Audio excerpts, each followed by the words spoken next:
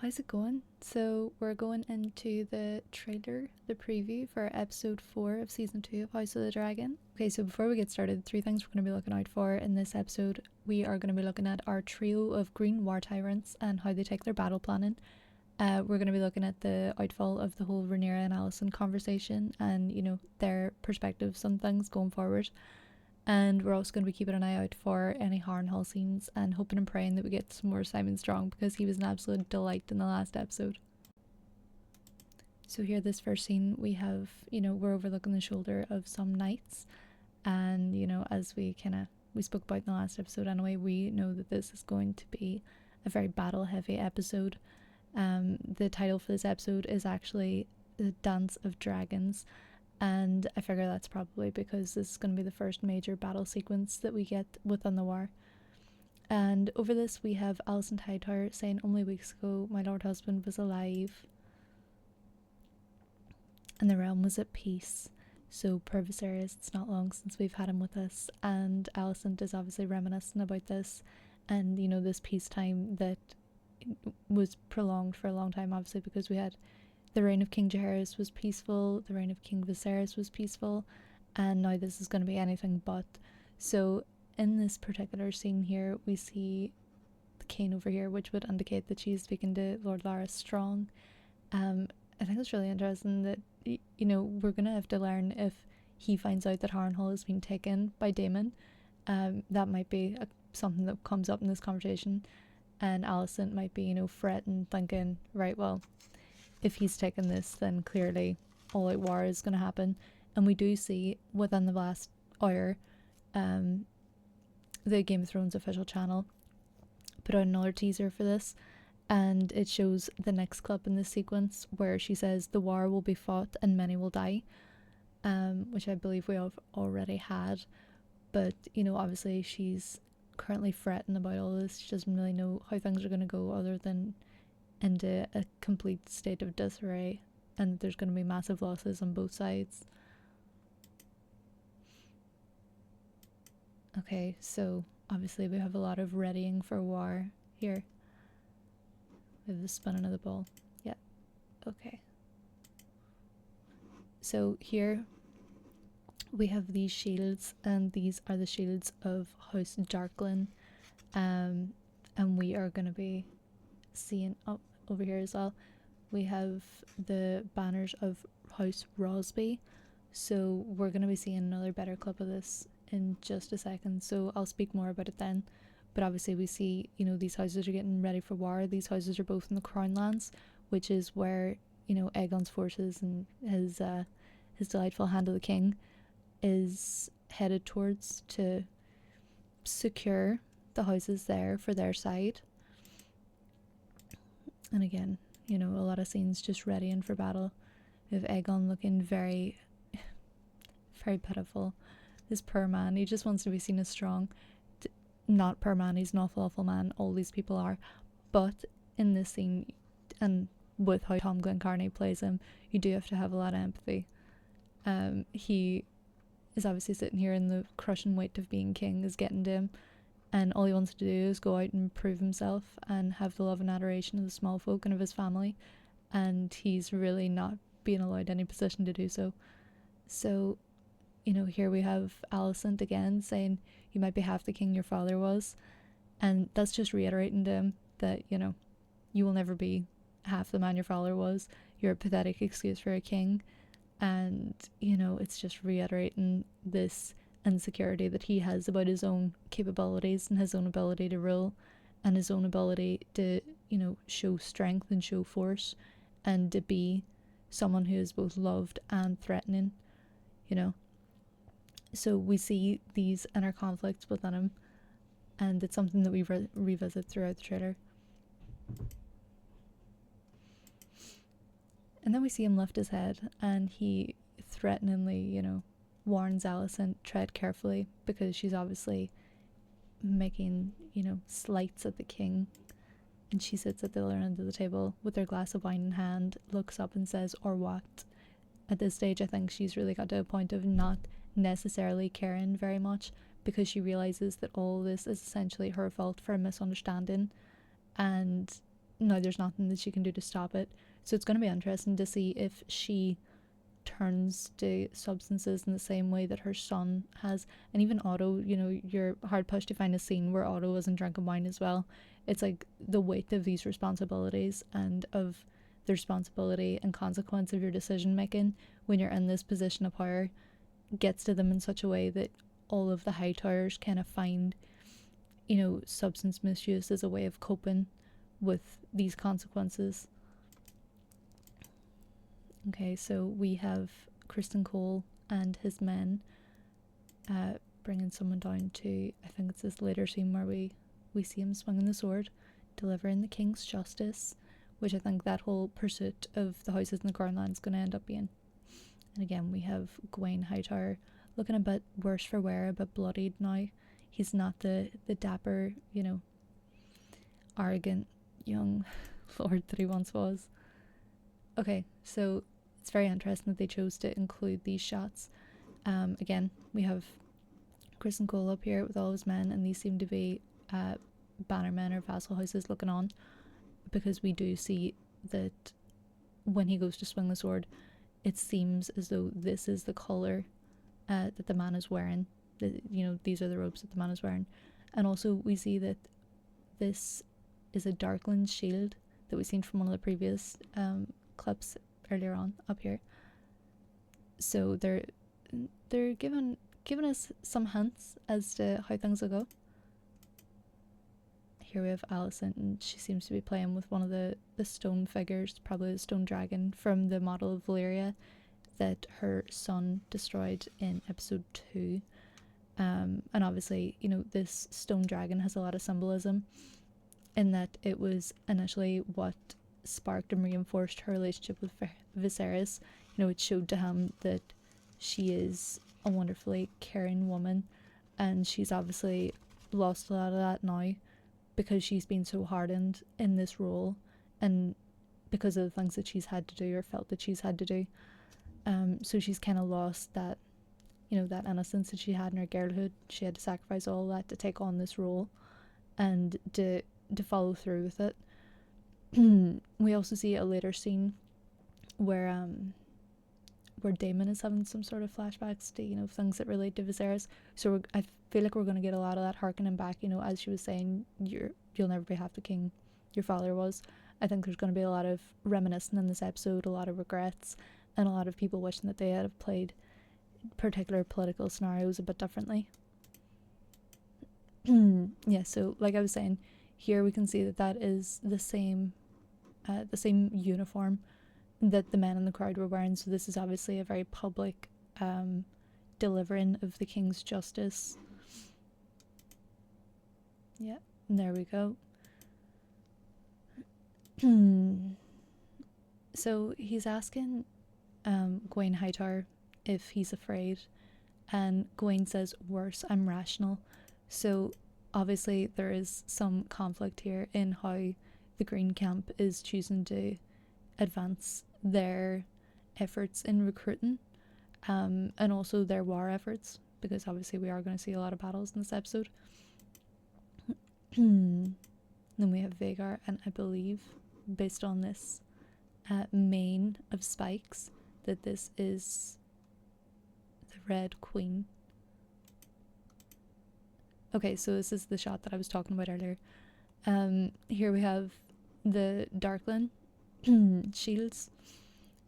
We also have the Rosby shields, and we also have here the Stokeworth back here. We have the Stokeworth shields, and each of these sigils, we're gonna have a bit more sigil time. You know, last week we had the Blackwoods and the Brackens. This time we're going to be looking at three smaller houses, all in the Crown Lands. So this is House Darkland. It is a Fusely black and gold print with 7 white shields upon a red vertical band to the left of the sigil, as you can see here. So the 7 white shields represent the 7 Darkland men who became members of the King's Guard. And it's notable that this is the most amount of men from one house who have ever served on the King's Guard. So obviously this is something that they're very proud of and that they wear on their sigil. Stefan Darkland, who was in service to King Viserys, and then, you know, once the usurping happened, he went to Queen Rhaenyra and is currently the head of her Queen's Guard, and he is the Lord Commander on Dragonstone. So then we'll just go straight over. We have this beautiful sigil. I think it's adorable, and this is House Stokeworth. So they have their sigil as a white lamb holding a gold goblet on a field of green. You can't really see the goblet here, maybe over here a bit better. Their house words are proud to be faithful. And it's going to be interesting because all three of these houses were all faithful to Viserys and were all initially imprisoned for their loyalty to Queen Rhaenyra and their refusal to immediately bend the knee to Aegon II.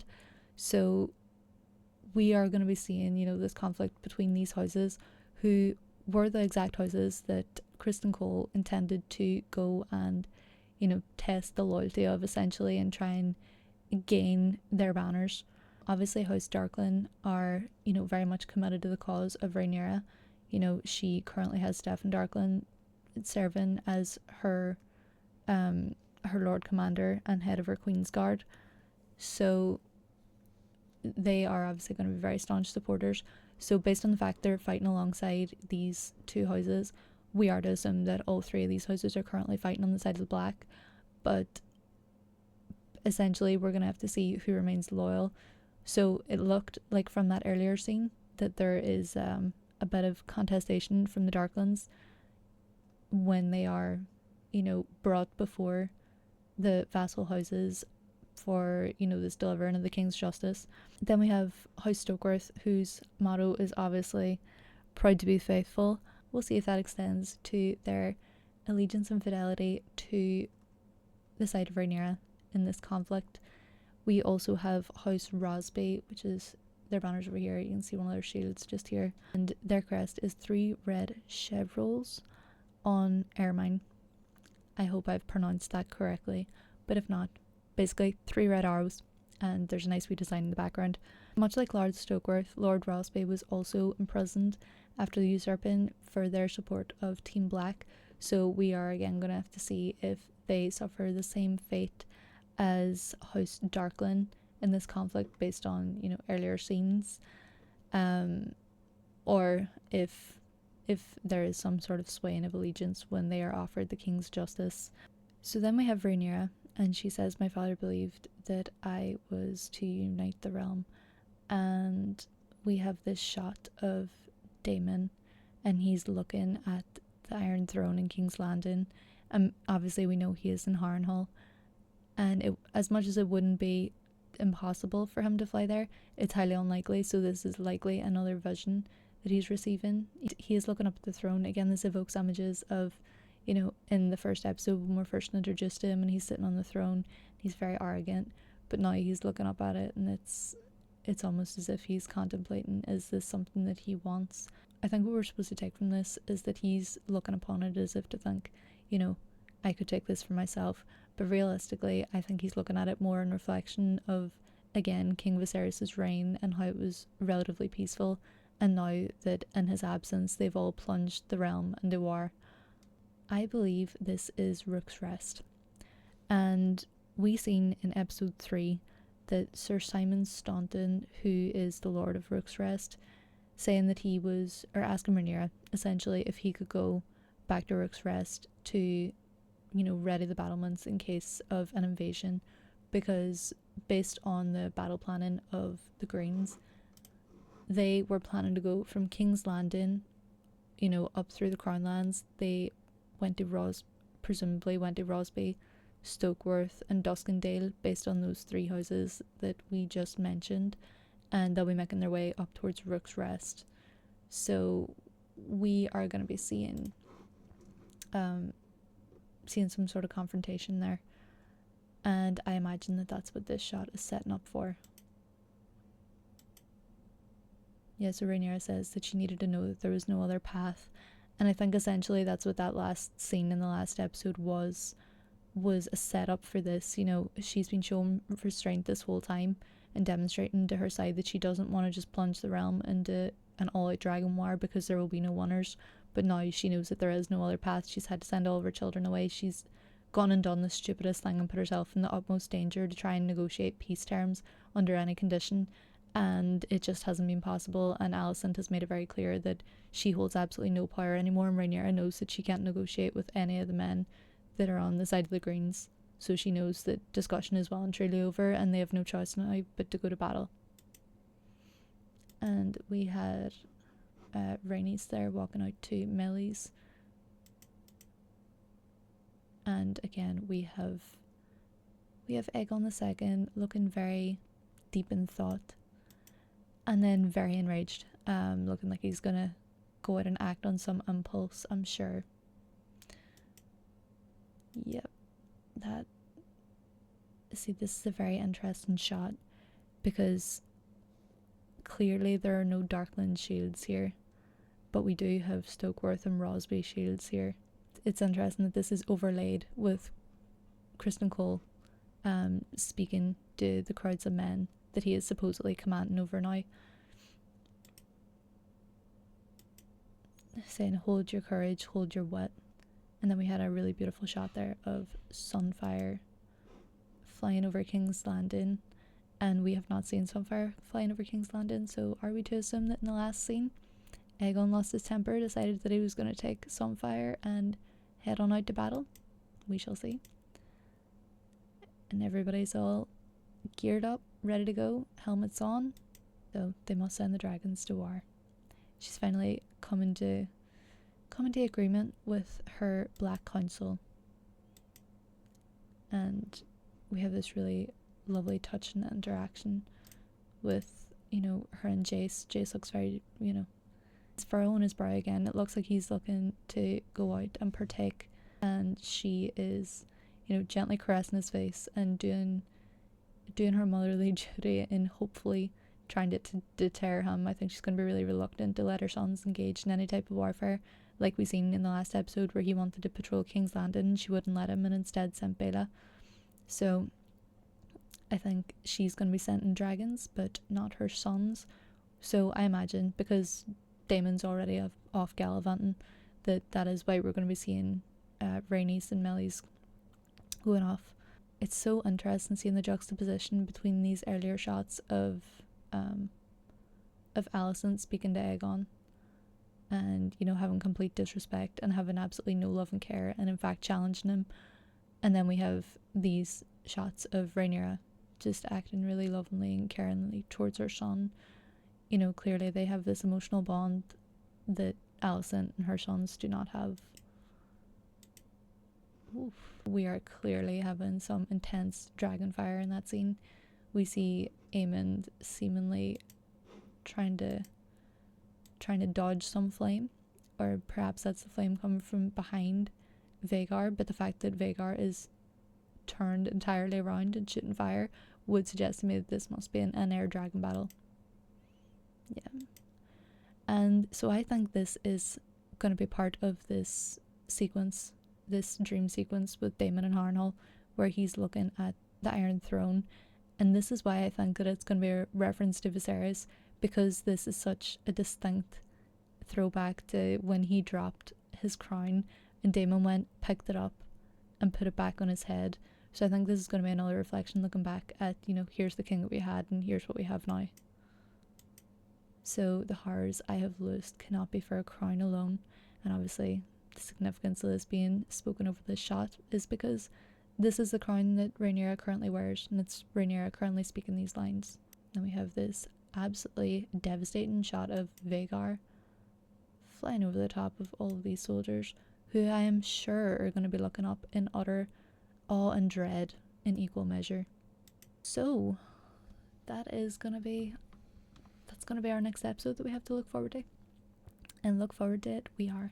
And I just wanted to throw in at the end here, it's a bit spoilery but not really, you know, you can skip out, but I went on the IMDb for this episode to see what the title was, and I seen that in the acting credits we have Rhys Ifans coming back, so we are going to be having some sort of scene with Otto, and I'm not sure if this is going to be a flashback or something to do with maybe his Harrenhal vision, or if we're going to check up with him and see where he is. We're under the impression that he is heading to Highgarden and or Old Town, so it'll be interesting to check in with him and see what he's up to, and you know, see if he's getting any sort of news about the utter chaos that is descending upon King's Landing in his absence.